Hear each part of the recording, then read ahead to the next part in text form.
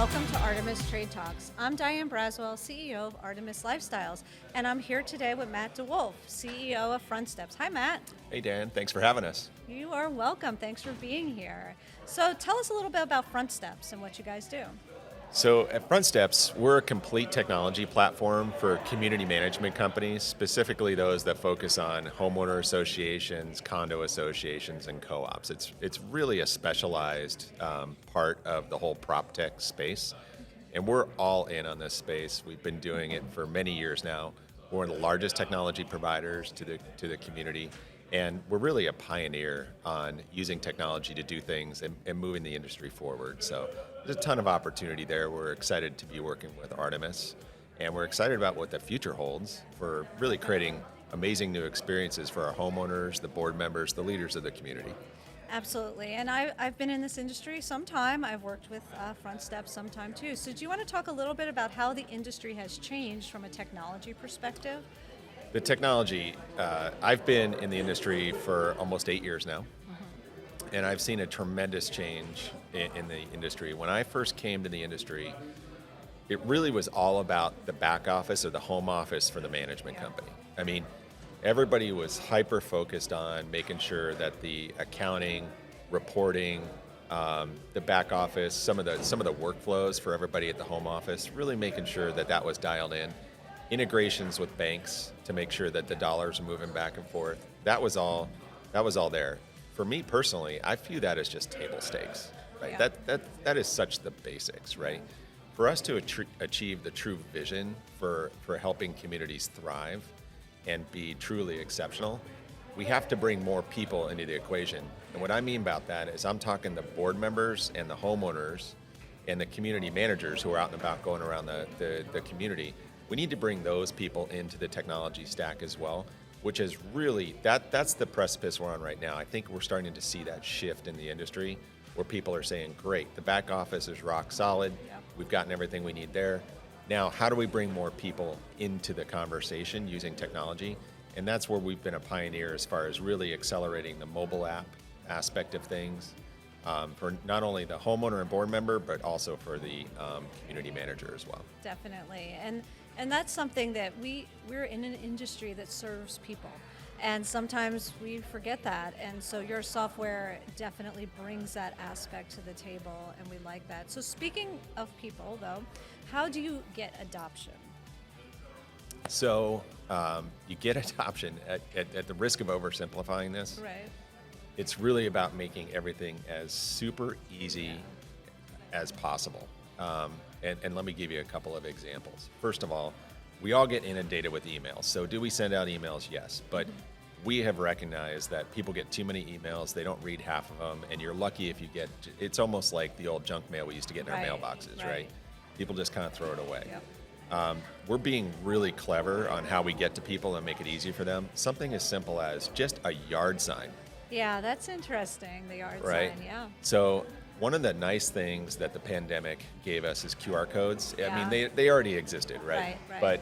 But the pandemic really accelerated the use of QR codes. So Yeah. what we can do now, and we're launching, is just the ability to do a yard sign so that when people come in the neighborhood, there's a big QR code. They can simply stop, scan it, open up the website, download the app, that Yep. sort of thing. That's what we're working on as far as making it easy for people. Also, text messaging. Yes. When people get a text, we can customize the text. We can say, please download the app. That helps cut through and the noise of email. We're putting QR codes on statements, coupon books.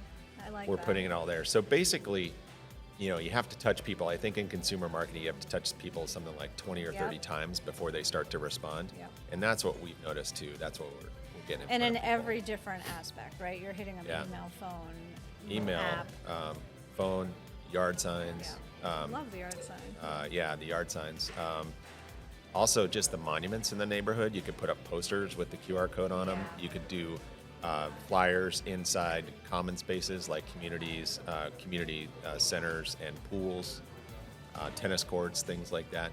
But it's all about getting people into the app first, and then after that, keeping them engaged. So having, a pop-up banner when something changes. Something as simple as, hey, your balance has changed. come check it out. We need to be careful that we don't give people messages that make them feel like, hey, this is something scary. I need Right. to call my management company, because the last thing we want to do is drive phone calls in. Right. So what we want to do is say, there's a new event in your community, come check it out. And when they come in and check out that new event, then they're in the app. It creates that flywheel. It creates that engagement. Right. So that they say, oh, there's a new event. I did not know I could see my statement here. I did not know that I could pay online. Yep. I did not know that I can invite my friends with a text and a QR code to come into the neighborhood if Yeah. it's a gated community, that sort of thing. Yeah. I think you used the word one time when we were talking, you want our end users to have a delightful experience. A delightful experience. Yeah, That's right. and that has stuck with me because that's really what we all want, right? Anytime Yeah. they interact with us, with the software, we want to make sure that they're feeling good about it. You know, our motto Right. is love where you live, and having a good technology partner helps with that, especially if they're having that delightful experience. So how much, when you're thinking about these new, you know, additions to your software, how much is more focused on the user versus how much is focused on the management company and the people who are, because you have two sets of users, right? We do, yeah. We have the back office and then the front end for the homeowners and board members. I mean, we've been in the back office software business for so long that the application is really fine-tuned. I Right. mean, when you look at the releases we're doing now, they're things like, hey, after you take this action, this other action can happen. I mean, we're down at the fine buff and polish level. Right. Now, that doesn't mean that we're not innovating. We're constantly innovating on that platform and making the user interface more modern, making it accessible from more places, things like that. But I think the true innovation for our space is on that front end.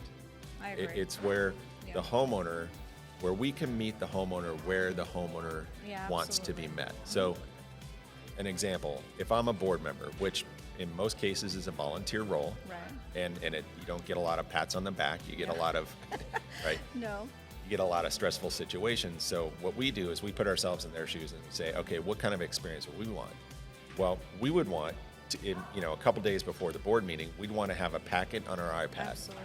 And Yeah. we want to be able to sit on our couch in the comfort of our living room with an iPad, go through the board packet, be able to make notes, be able to approve invoices, be able to approve architectural requests, all from our iPad with either a cup of coffee or a glass of Yeah, wine yeah. while we're on the couch. And really helping the HOA fit into the life of the board member rather than asking the board member to change their life to fit the HOA. That's the mission that we're on, because when that happens, people are more engaged, they're more excited, they're more satisfied, they're more happy with the services, the wonderful services that Artemis provide, and that's really what we're focused on. So you're relatively new to the CEO role, right? I am, You've yeah. been CEO how long now? A little over a year, starting Okay. in June of last year. So tell me about your journey. It's been fascinating. Took over at an extremely good time. I got Yeah. very fortunate that we were a company that came together with a bunch of different companies coming under one roof, and we had done all the hard work. I was part of the team that put all these systems together into Yeah. one cloud. So we are now one single platform where everything is highly unified and all working off of one database. And so coming in and being able to do this this role is fantastic, because now we're working on the cool stuff, Yeah. right? We're not working on the boring data connection stuff anymore. That's behind us. Yeah. Now what we're doing is we're really setting trends, and a lot of the industry, it's very flattering. We get copied a lot. There's a lot of messaging that we'll put out there, and then suddenly we'll see it spring up from Yeah. some other companies out there. But that's also the most sincere form of flattery, Absolutely. in my opinion. Yep. So we don't get too bogged down on that, but our team is just hyper focused on really creating exceptional experiences. Yep. And we've got so much wind at our back that it's been an excellent time to step in as CEO. So what's next? Give us a sneak peek of what's coming out. Well, I think what you're going to see is a mega new innovation as far as getting homeowners into the application and engaging with the application. Nice. It's those two things, right? It's QR codes everywhere, which Yeah. we launched just a couple of weeks ago. Yep. So that people can find it. It's as simple as, hey, scan this QR code. We know who you are. Yep. We're going to drop you immediately into your account. I love that. There's not this back and forth, like I have to prove my Right. identity to you. Wait for an email. Wait for an you know, email, all click that on the kind of link. stuff. Yeah, definitely. But get them in there, and Yeah. then constantly keep them engaged. One time I was sitting in the lobby of a customer's office waiting to be, waiting to go back and meet with the client. And I was listening to the receptionist up front, and that person was saying, "Tell me the name of your community." And the person, I couldn't hear the other end of the phone, of course, but I could hear them saying, "Well, when you pull into the neighborhood, Yes. what is that the happens name all the on time, the?" Yeah, it's surprising. So we have an issue where homeowners don't even, in some cases, know what the name of their community is. Right. So we're on a mission to pull them in, to get them engaged, to really help them understand and appreciate the value of the homeowner association, because there is so much value. It's absolutely amazing. Yeah. So we're working on that. So we'll get them the app on their phone, we'll get them registered, and then we'll keep them engaged by sending them those notices, like, here's what's going on.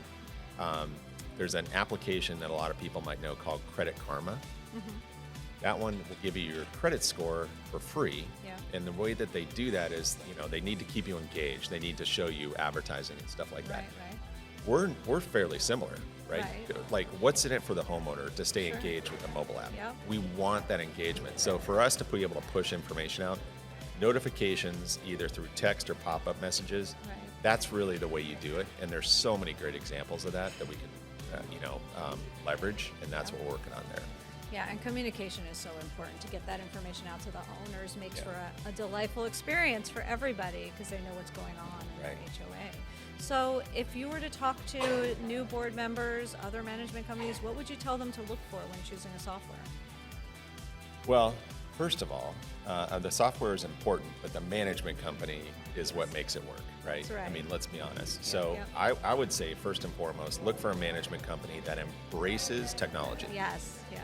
Right, Agreed. because it's quite surprising. There's every management company embraces the back office technology, Right. because you can't do anything without it. Right. Let's be honest. But there's a limited number of companies out there, and I mean limited, Yeah. like Artemis, Yep. that really embrace the whole front end homeowner experience. And that's what I would say is you should definitely look for. Yeah. A tech forward community, because we had a session this morning where people were asking questions, and it's not uncommon for somebody to say to us, "Hey, we work with a community where people are elderly and they don't use technology." Yep. Very, very common, almost every single time. Now, my dad's 91, my mom's 89, and I'll tell you one thing, they're on their computer all day long. Yeah, the iPads. The iPads. My parents, they're not into the mobile devices, but as far as laptops and Yep. desktops go, oh my gosh, they're playing solitaire, they're on it all the time. You're right. So we have both mobile apps and Yep. apps that run on your desktop and your Yeah. laptop, and that is a great way to get those people involved. And Yeah. so I would encourage homeowner associations to think about, first of all, don't get caught up in the my community won't adopt it, because every piece of data that we have, both quantitative and qualitative, Yeah. suggests that people do use the technology. Yeah, So that's I one agree. thing I would suggest. The other thing I would suggest is that you prepare for the future. Yes. There's a whole wave of people who are coming into the homeowner world that are familiar with mobile Yeah. technology. Yeah. So meet those people where they live. Yeah. Don't ask them just to use the desktop and the web browser. Give them the mobile apps, because before you know it, they'll be knocking on your door and they'll be saying, "Hey, I need a mobile app. Where's my mobile app?" Yeah. And definitely. that's a shift that we've seen tremendously in the last few years. Yeah, definitely, and I've recognized that too. And people are very excited about what is out there and what we offer them as far as software solutions. So yeah, it's appreciated.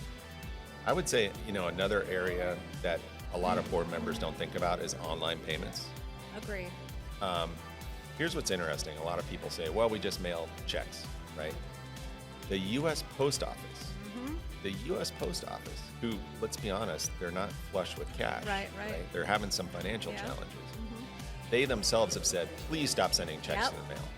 Now, here's another interesting thing. For every check that comes in, even if it's handled by a machine, you're talking 40 to 50 cents that it costs to process that check. Yeah. For homeowner associations that are non-for-profit organizations, imagine of what could be done if that 40 or 50 cents per paper check was not spent on cashing a paper check, but instead was spent on services or technology for your community. That is 100% possible. And so I would encourage management companies to start looking at the assessment payment process, Yes. and sorry, not management companies, but board members, Yep. make sure that your management company understands this concept Yeah. and that they're looking for ways to get working capital back into the HOA and back into the services that the Sure. homeowners enjoy. Yeah. Let's not waste that money on, processing a paper check. Let's move that over. It's secure, it's accurate, Yep. it's the future, Yep. and even the post office doesn't want Yeah. those checks. And it's quicker most times too, so payments quicker, are yep. making it faster too. Well, and so many people just honestly, our statistics show that most people go in, they set it up once, and Yep. they forget about it. Exactly. It's just automatic. And it's consistent. Well, thank you so much, Matt, for Thanks for joining having us. us. Thanks Very for excited to be here. being here at Artemis Day this year. Looking forward to the rest of the day. It's going to be fun, and I Tremendous. appreciate you taking the time to share with us a little bit about Frontsteps. Thank you for putting the event together. Like I said, it doesn't happen very often. This is very unique and very exceptional. Yes, thank you. We appreciate that. Thank you for joining us for this episode of Artemis Trade Talks. If you would like more information on Frontsteps, please visit frontsteps.com. If you'd like more information on Artemis Lifestyles, please visit us at artemislifestyles.com. Thanks for joining us, and look forward to the next episode of Artemis Trade Talks.